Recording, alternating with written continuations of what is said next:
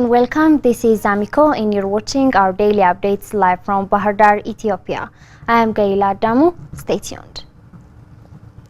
In the presence of Prime Minister Abiy Ahmed, the Council of Ministers has commenced the second quarter performance review.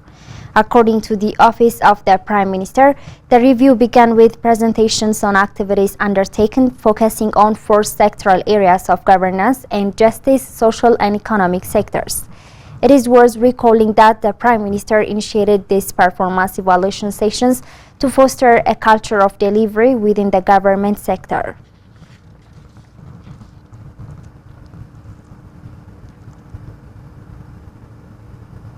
According to Ministry of Health, the government of Ethiopia has been investing on innovation and technology infrastructure to ensure quality healthcare services.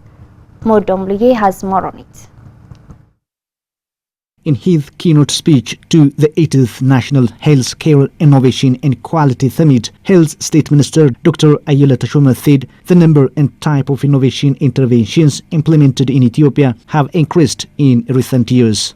Dr. Ayele added not all but some of these interventions were successful and have significantly improved the health system. According to Dr. Ayele, innovations such as digitization and automation in the health information system contribute significantly to identifying potential safety issues, preventing medical errors, and ensuring accountability and learning opportunities. Dr. Ayele also noted that over the past 10 years, various reform programs have been carried out and remarkable achievements obtained through innovation-based solutions in the health sector. Innovation and Technology State Minister Baisa Badada said on his part, science, technology and innovation play a crucial role in achieving 2030 Sustainable Development Goals and Agenda 2063. Baisa stated that the government of Ethiopia has been carrying out various activities, realizing that innovation contributes to national economy of the country. Baisa added that the government has also been working tirelessly on legal frameworks, infrastructural and human development that would enable the sector to become competitive and effective. On behalf of the World Health Organization Ethiopia country representative Dr. Bijoy Nambia said the organization is committed to supporting the Ministry of Health in achieving strategic objectives of harnessing innovation for health systems quality, equity and safety. The three-day summit under the theme Promoting Health System Innovation to Enhance Healthcare Quality, Safety and Equity has attracted various stakeholders from the country and other international organizations working on health. The 8th National Healthcare Innovation and Quality Summit that emphasizes healthcare quality, safety and equity in the Ethiopian health system is underway. Vivendel Nesat Yelsas more. A three-day summit under the theme Promoting Health System Innovation to Enhance Healthcare Quality, Safety and Equity kicked off yesterday at headquarters of African Union in Addis Ababa. The summit brought together the diverse and dynamic actors in the health sector to share their insights, experiences, best practices, challenges and opportunities for health system innovation. Despite tremendous measures that has been reinforced to improve the health sector, rising costs, inconsistent outcomes and fragmented delivery service and among others have remained as major bottlenecks in the sector. It was indicated that in order to solve the challenges, the Ministry of Health has put strong emphasis on transforming the health system of the country to ensure a better healthcare system. To this end, a three-day summit stressed the need for addressing the challenges in the healthcare service by embracing innovation, developing and implementing new ideas, technologies and methods. The summit is also believed to be instrumental in bringing about inputs that would help to improve the health institutions for delivering a quality, affordable as well as equitable healthcare accessibility. A three-day summit was attended by higher government officials from the federal and regional government of Ethiopia, partners, donors, health professionals, researchers, among others. It was learned that, moreover, the summit brought together participants for United Nations organizations like WHO, civil society organizations, and others in person and via webinar. Information Network Security Administration Director General Tigist Hamid said that addressing the challenges of cybersecurity requires a holistic approach involving collaboration among governments, private sector, and international organizations. Branwi Ismail tells us more. A Today Cybersecurity and Digital Transformation Conference, organized by INSA and Ethiopian Cybersecurity Association, kicked off. In her opening remark, Director General of INSA, Tigist Hamid, said that technology underpins every aspect of the society, from financial transactions to vital infrastructure, and this reliance puts everyone at risk for never-before-seen dangers. She emphasized that the rise of artificial intelligence and the increase of cyber attacks are known risks within the international community. Yet it does come as a surprise that both of these topics fall within the top 5 risks for 2024. Citing the World Economic Forum 2024 report, Tigist pointed out that cybersecurity came in number 4 in the short term and 8 in the long term, relating to global risks ranked by severity. And Tigist added that while we should be happy about technological advancements, we also need to be cautious about the risks associated with improper technological understanding. In 2024, the cybersecurity landscape continues to present significant evolving challenges. We should reassess our security strategies as well as policies while becoming more nimble, adaptive, and proactive to stay ahead in the curve. The adversaries we face are not confined by borders.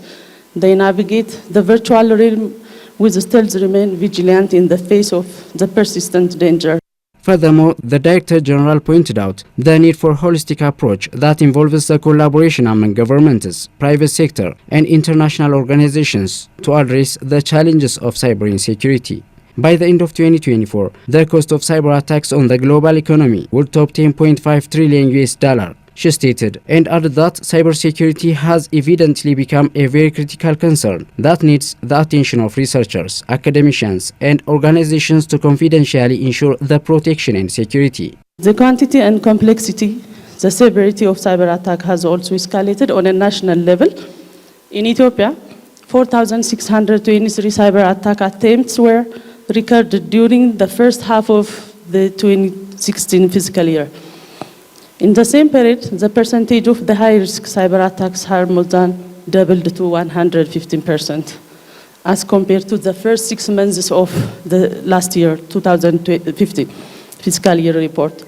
According to the Director General, majority of the institutions targeted by cyber attackers included banks and financial institutions, security and intelligence agencies, media outlets, critical government agencies, federal and regional office, as well as institutions of higher learning. Russian ambassador to Ethiopia, Evgeny Terekin, said that the BRICS cooperation network is expected to promote harmony and deepen integration within the global majority around the world. Brown Workana has the details. In an exclusive interview with INA, Ambassador Terhin said that accession of new members, including Ethiopia's strengthening BRICS strategic partnership, international and economic standing of the association. According to him, BRICS is not based on bloc principle but on the principles of mutual respect, a sovereign choice of development path, and the implementation of the fundamental principle of the UN Charter, that is the sovereign equality of status.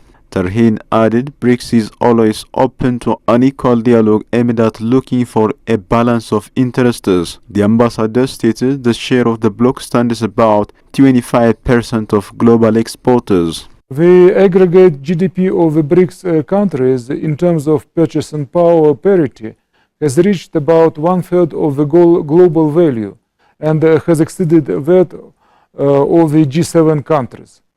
The BRICS countries account for 30% of dry land and 45% of the world's population, a substantial part of the global production of oil and other resources, and about 25% of global access. According to him, BRICS has the ability to form a global agenda by consistently upholding the interests of the global majority and offering their views on the contours of the future world order based on objective events rather than artificial schemes designed to hinder humankind's development. Furthermore, Tarhin underscored that BRICS activities and initiatives did not amount to attempts to force something on somebody else. Among other things, BRICS represents a cooperation network for regional and sub-regional processes in and between Eurasia, Africa, and Latin America. This cooperation network is expected to promote harmony and deepen integration within the global majority around the world. BRICS is always open to an equal dialogue aimed at looking for a balance of interest. It is to be recalled that BRICS, a group of major emerging economies, welcomed Egypt, Ethiopia, Iran, Saudi Arabia, and the United Arab Emirates as the new members since January 2024.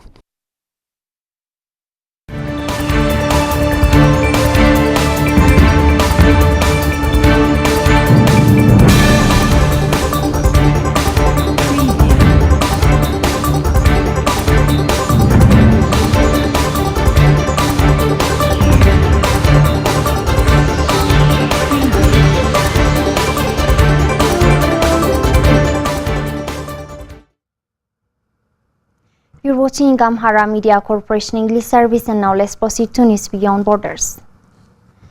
Senegalese President Macky Sall was handed the report written following the national dialogue he convened last week. Before the launch of the dialogue, the leader said he had relied on the recommendations of the report to set a new date to the delayed February 25th election. If the president chooses to stick to the proposal of the talks, the presidential poll could take place on June 2nd. Participants in the dialogue agreed on this date as well as on a partial resumption of the electoral process. When receiving the report, Macky Sall reiterated his intention to submit his highly anticipated decision to the Constitutional Council for review. In the meantime, the opposition remains mobilized and continues to ask for the head of state to step down when his term ends on April 2nd. Concurrently, the National Assembly is studying the amnesty law President Sall proposed during last week's cabinet meeting, as African News reported it. United Nations say that Israel blocks UN food convoy for North Gaza. The World Food Programme said an aid convoy was denied entry to North Gaza by Israel's military. World Food Programme said that to avert famine, there must be road access to Gaza's north. Hamas says ceasefire negotiations are ongoing, but the ball is in the Israeli court, while the US says obstacles to a truce are not insurmountable. An Israeli bombing has killed a Hezbollah fighter, his wife, and their son in the southern Lebanese village of Hula. At least 30,631 Palestinians have been killed and 72,043 wounded in Israeli attacks in Gaza since October 7. The day's toll in Israel from the October 7 Hamas attacks stands at 1,139, as Al Jazeera News reported it.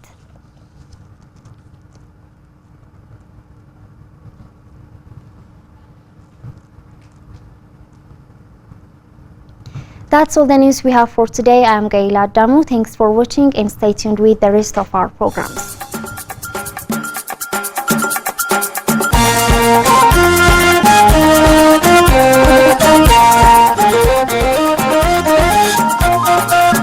Bye-bye.